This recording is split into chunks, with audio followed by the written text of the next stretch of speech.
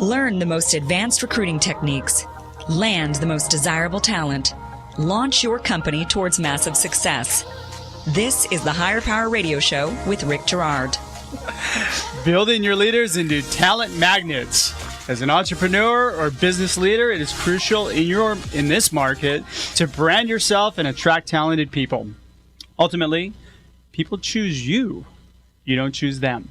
I'm Rick Girard, and welcome to the Higher Power Radio Show. Our mission is to share insights from disruptive entrepreneurs and industry experts and provide proven tactical solutions to solve your company's toughest hiring challenges. So I'm going to start today. I started this last week. I'm going to start today with a quote. Keep away from people who try to belittle your ambition. Small people always do that, but the really great ones make you feel that you too can become great. You know who said that, Meredith? One of the housewives? Oh, close. No? Mark Twain? Ooh, boom, right Okay. on. See, that's all you need was two guesses. Today our guest is Meredith Fish. She's the Global Director of Talent Management for Alteryx. Now, if you don't know who Alteryx is, you might want to get out of the house. They're probably one of the most recent companies to go public here in Orange County. Correct. Mm-hmm. And one of the coolest companies, and we'll get into that a little bit later. So Meredith has a proven ability to build strong relationships and obtain organizational results. She is an approachable and effective leader who motivates her employees to maximize productivity, which means she cracks a whip effectively. Her areas of expertise are talent acquisition, learning and development, and employee relations. And believe me, she's a phenomenal disruptor in the pursuit of excellence at Alteryx. So thank you for being on the Higher Power Radio Show today. Thank you. I'm going to have you write my performance review next year. Well, I charge a lot for that, though. Okay, we'll work on that. All right, cool. So no pressure, but we're at 8433 downloads for the past 30 days. So, hey, I'm hoping that this episode's going to wow everybody and push us over 10K. Well, no pressure, though. I hope so. Well, I'll do my best. All right, cool. So the format for our show, in case you guys are just tuning in, you haven't listened to us before, is we're going to identify a problem and then provide solutions. We keep it pretty simple. Today, we're going to cover a little bit about your journey at Alteryx when you joined. And then we're going to talk about why it's important to brand yourself as a hiring manager or a person who is effectively trying to attract talent. Mm-hmm. And how to make yourself attractive to talented people. Now, I don't mean looks-wise. I mean people wanting to work for you. Comb your hair. Yeah, I've got a serious problem with that one. So let's talk a little bit about your journey. Tell us about how you landed at Alteryx and past few years. You've been there a while, right? Yeah, so I started in late 2013, and I started as a consultant, just going to help them out with hiring. And really, over time, fell in love with the people, the product, just everything they had going on. So I joined full-time in 2015 as the talent management leader. All right. So when I first started, we had about 150 associates. Now we're close to 700. So far this year, we've already hired 185 people. This year? This year. Impressive. Wow. Okay. So what has been your...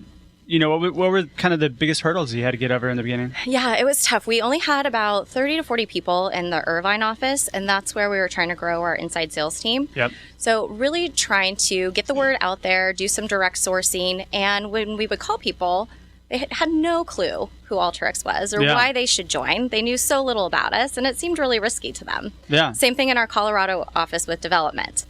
And I would imagine here in Orange County, it's not as open. People aren't as open-minded as they are in the Bay Area. Correct. They're not willing to quite jump ship as often. Yeah.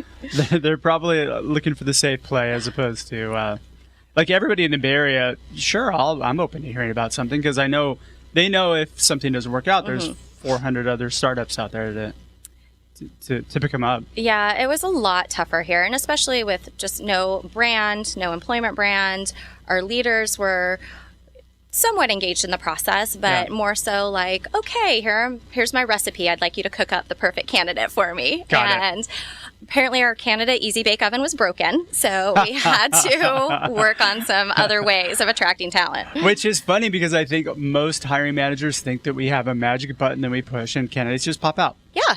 It's the rainbow unicorn butterfly kitten. You know, we just pull that right out for them. You guys just took that to the nth level.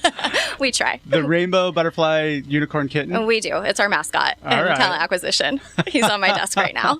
Wow, you actually have one. Oh, no, we do. We might have stolen my daughter's kitten and sewn wings and a unicorn on it. Don't tell her. All right, I won't say anything. But she's going to find out if she listens to the show. Uh-oh. All right, so that segues us to branding, right? So you had a hard time getting people to jump ship, and I'm sure that being unknown as a company, but also your leaders were pretty unknown. They were very unknown. They didn't have much of a social media presence. We didn't have much of a presence. So we started doing little things like owning our Glassdoor page, responding to reviews. Glassdoor page is a very interesting thing. Yes. Yeah. Are we going to go there?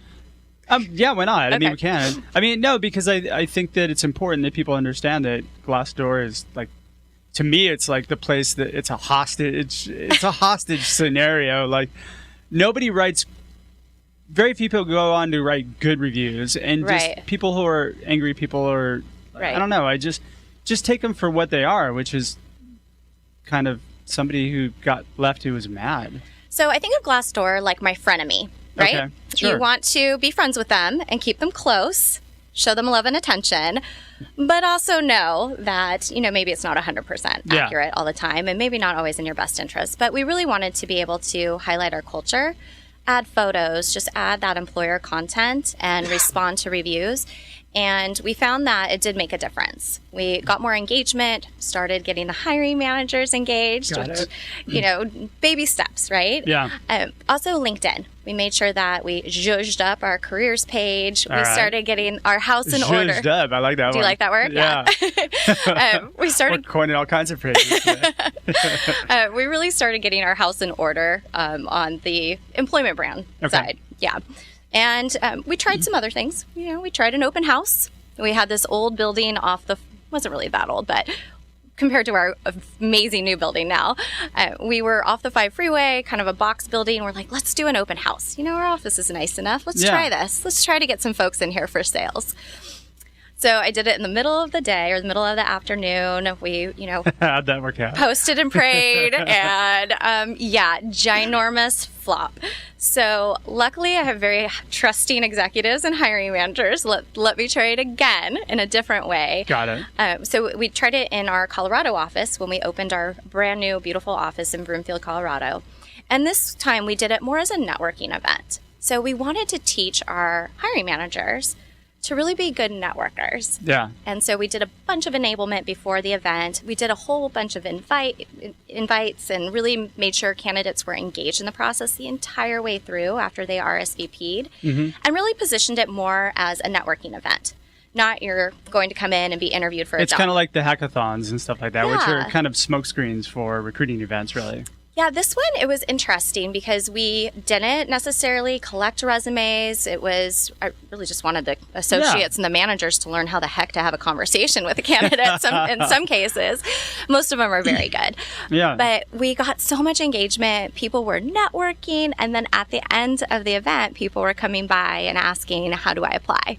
How do I become part of this? Nice. So we actually had 6 hires from our first event, which is pretty darn good. That's really good. Yeah. That's fantastic.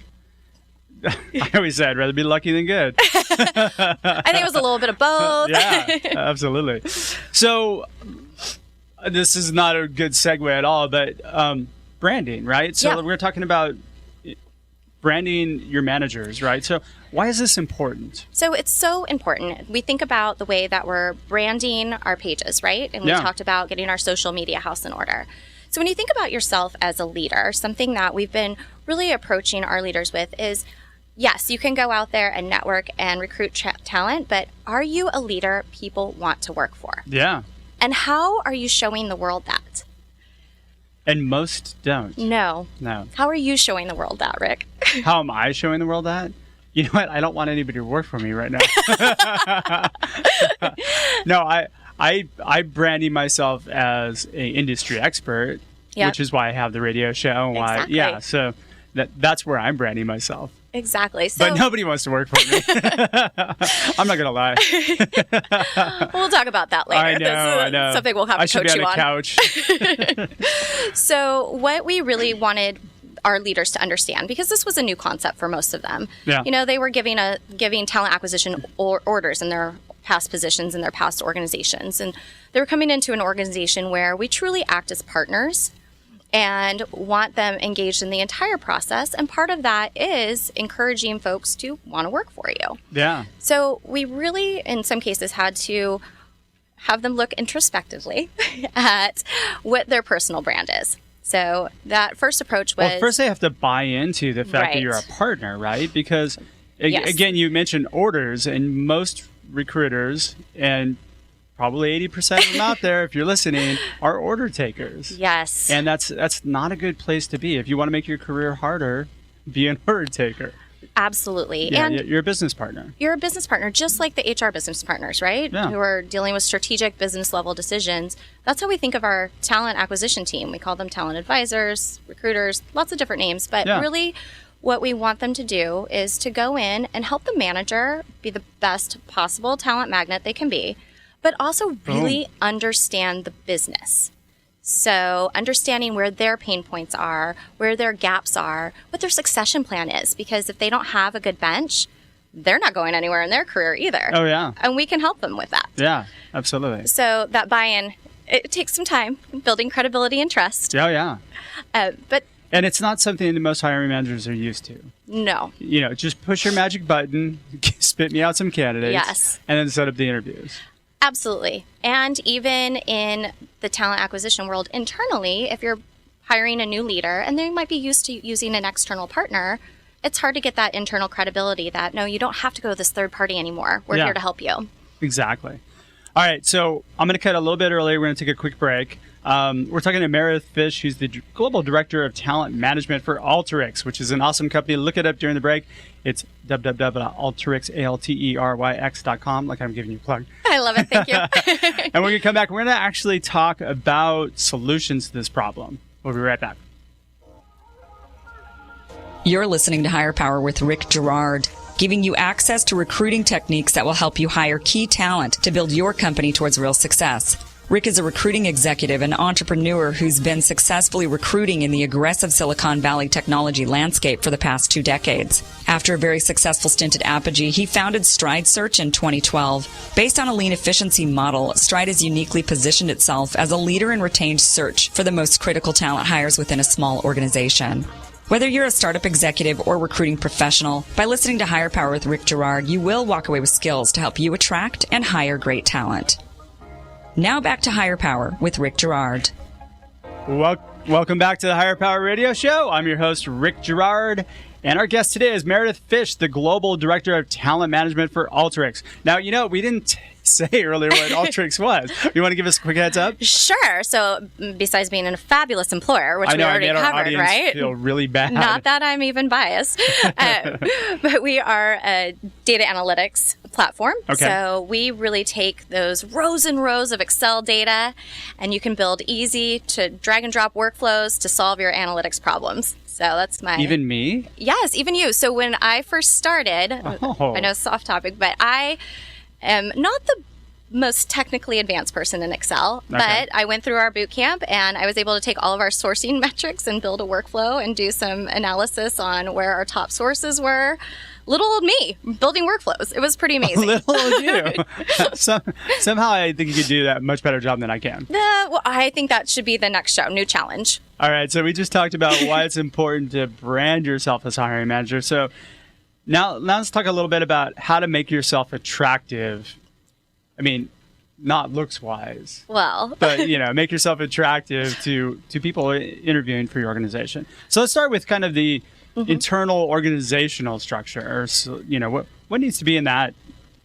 So a couple things. Would you guys do that? We, of course, the talent advisors, that partnership that we just talked about, right? Yeah. Having that support from your recruiting partner is really important. But then also a healthy dose of self-awareness.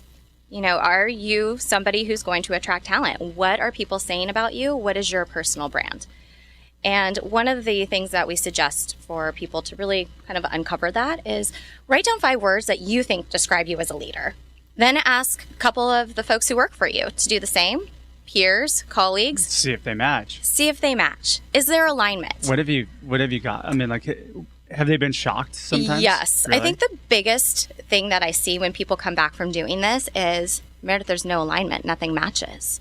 Or I see myself totally different than my employees see me. That's kind of like company values, too, in a way. Absolutely. Those go back down. Absolutely. Yeah. And your basic leadership principles. Yeah. You know, what's important to you. Yeah. What's important to us is customer emphasis, just really adoring our customers and doing the right thing for them, but creating a great culture, work hard, play hard.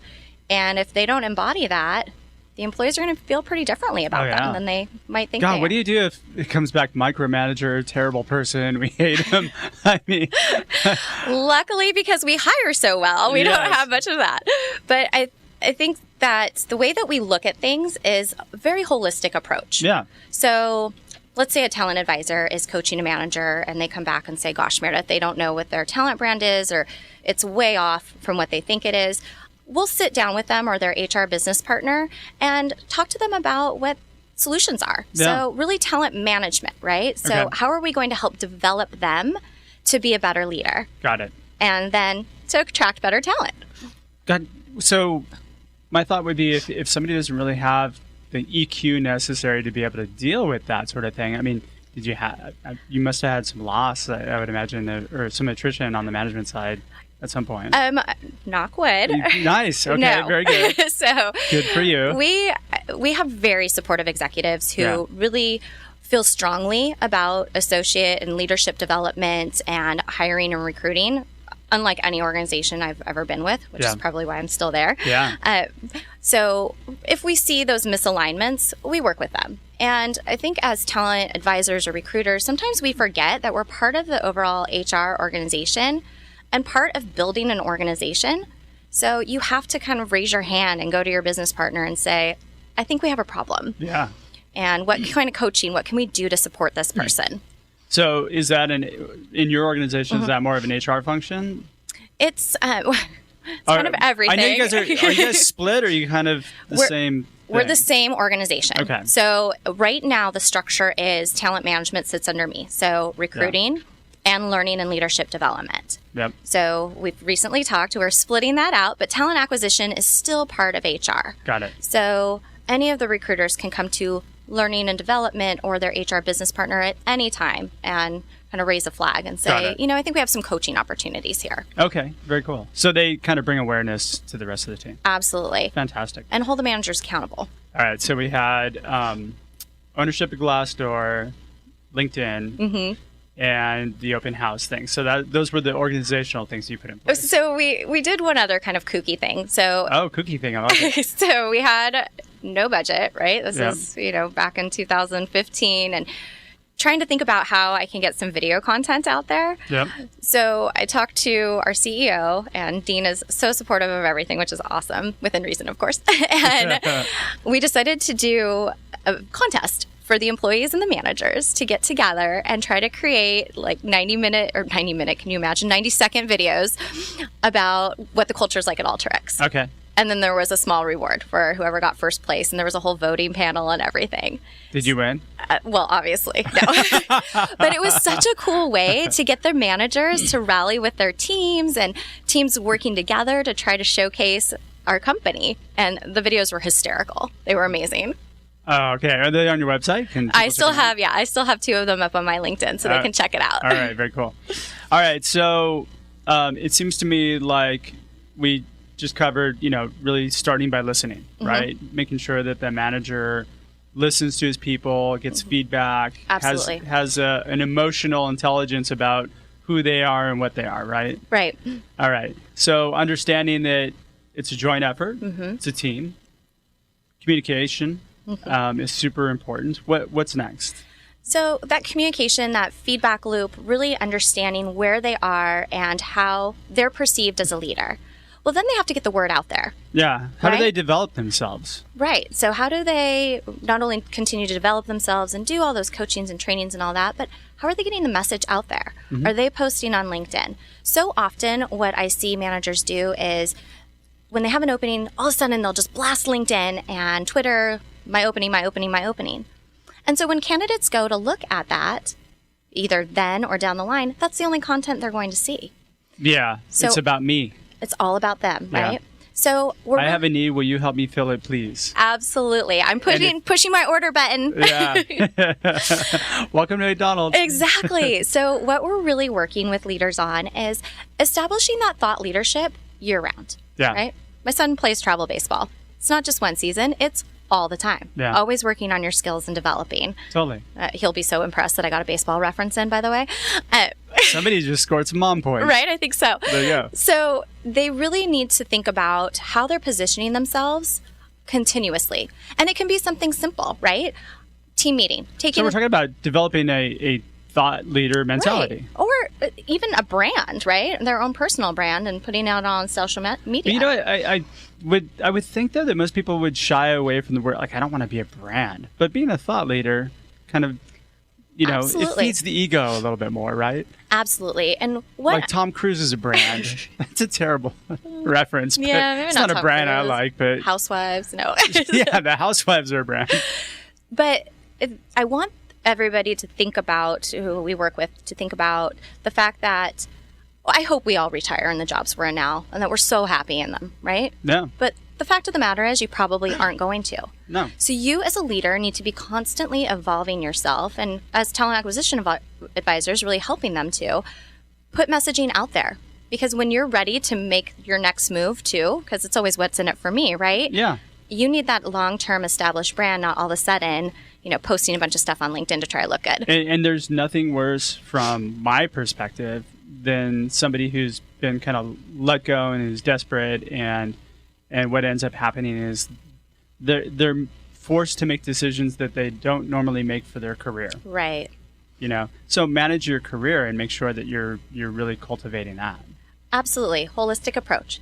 Feedback, Yeah. And it's all about that feedback, that posting things out there, attracting people, but then also helping your career along the way.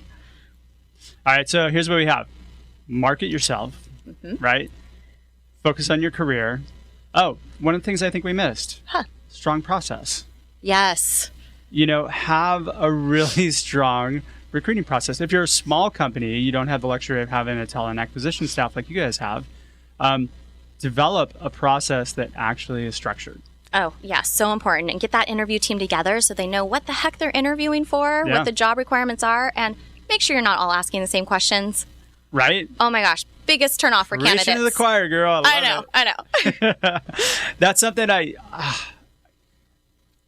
nothing worse than candidate coming back to me and say that 3 people asked me the same question. Oh my gosh. It's such a turnoff. It really is like a dagger in my heart. Yeah. It's like going on a date with somebody and them asking you, are you having a good time? Are you having a good time? You having a good time? 3 times in a row, right? So funny, my headphones fell off.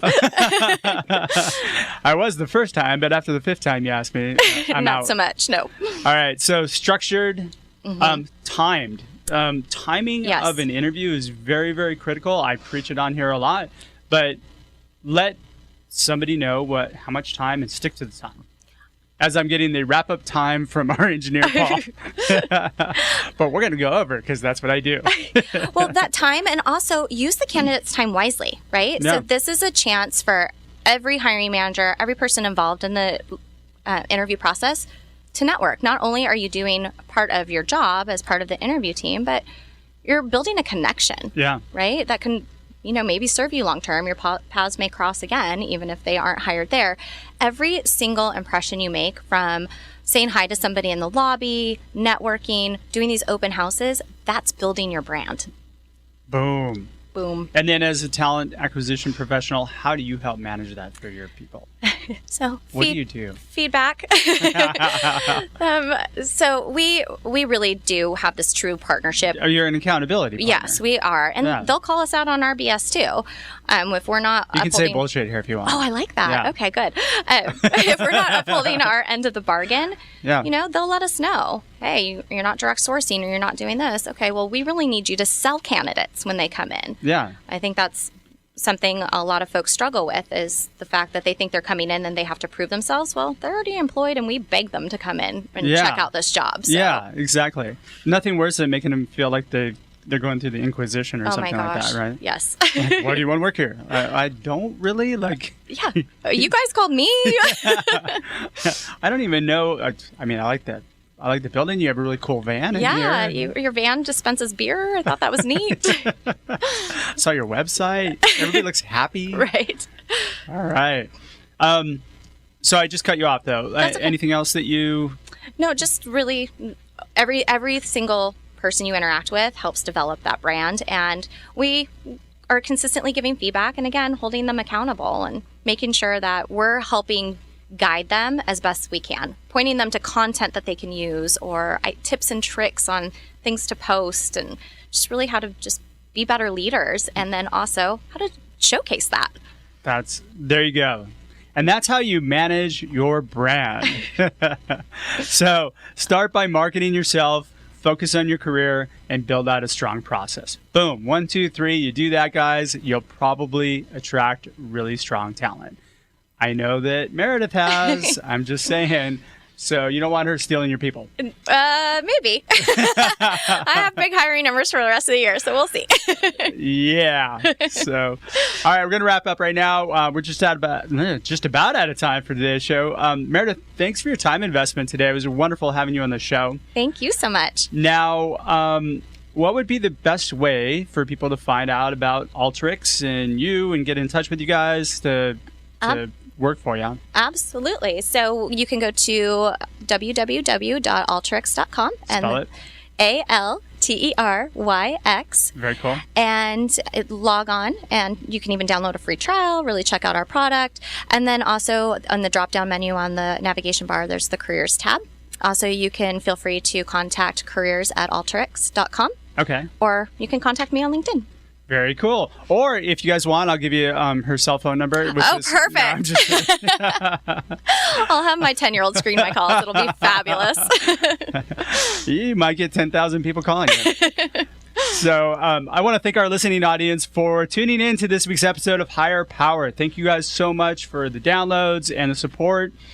Quick thanks to our team, our engineer, Paul Roberts, our producers, Andrea Ballin, Shanti Ryle, and Kim Iverson. If you like the show, subscribe on iTunes and your various platforms. Rate, review the show. Tell me the good, bad, and the ugly if you want. I'm a big boy. I can handle it. Just be really nice to me. I can't handle it. So you can check us out at Hire. That's HIRE, Power, POWER, radio.com. Or subscribe to us through iTunes, Stitcher, TuneIn, Spotify, YouTube, or LinkedIn, Facebook. I got to cut down this message. So I'm going to end this with a quote. I don't know if this might throw you off, but outstanding people are attracted to those who they inspire to elevate themselves to their greatest potential. Oh, I like that. Do you know who said that? Meredith Fish? It was Meredith Fish. Awesome. Tune in next week.